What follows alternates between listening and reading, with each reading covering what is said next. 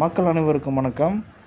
18 சித்தர்களில் ஒருவரான பின்னாக்கு சித்தர் உயிர் வாழ்ந்து இறந்த இடம்தான் இப்போ நாம் பார்க்க போகிற இடம். இந்த இடம் எங்கே இருக்குன்னா சென்னிமலையில் இருக்குங்க. அதாவது ஈரோடு மாவட்டத்தில் இருக்கிற சென்னிமலையில் உள்ள முருகன் கோயிலுக்கு பின்னாடி தான் இந்த பின்னாக்கு சித்தருடைய ஆலயம் அமைஞ்சிருக்குதுங்க. அங்கே தான் அவர் ஒரு குகைக்குள்ளே உயிர் வாழ்ந்து வந்ததாகவும் அங்கேயே அவர் ஜீவசமாதி அடைஞ்சதாகவும் தகவல்லாம் நமக்கு கிடச்சிருக்குங்க. இன்றைக்கி நம்ம இந்த வீடியோவில் அவர் வாழ்ந்த அந்த ஒரு இடத்த போய் தான் நம்ம பார்க்க போகிறோம். வாங்க வீடியோக்குள்ளே போகலாம். இப்போ நீங்கள் பார்த்துட்டு இருக்கிற இந்த ஒரு பாதை தான் அந்த பின்னாக்கு சித்தர் வாழ்ந்த குகைக்கு போகக்கூடிய வழிங்க. சென்னிமலையில் இருக்கிற முருகன் கோயிலுக்கு பின்னாடி தான் இந்த ஒரு பாதை அமைஞ்சிருக்குதுங்க.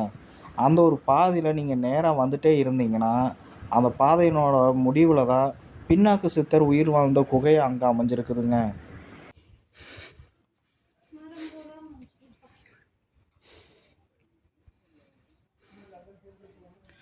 மக்களே, ஒரு வழியாக வந்தாச்சு மக்களே. மேலே சித்தர்கள் வாழ்ந்த இடம் இதுதான். நம்ம சென்னிமலையில் சித்தர்கள் வாழ்ந்த இடம் இதுதான்.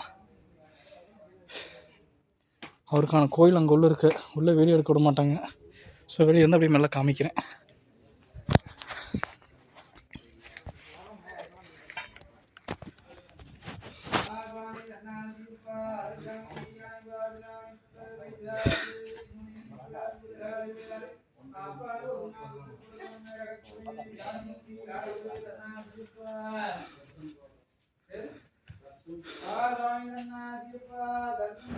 மக்களே, இப்போ பார்த்தீங்கன்னா நம்ம ஒரு வழியாக மேலே வந்துட்டோம். ஏதோ அங்கே தெரியுது பாருங்கள், தன்னாசி அப்பன் ஆலயம் அப்படின்னு சொல்லிட்டு.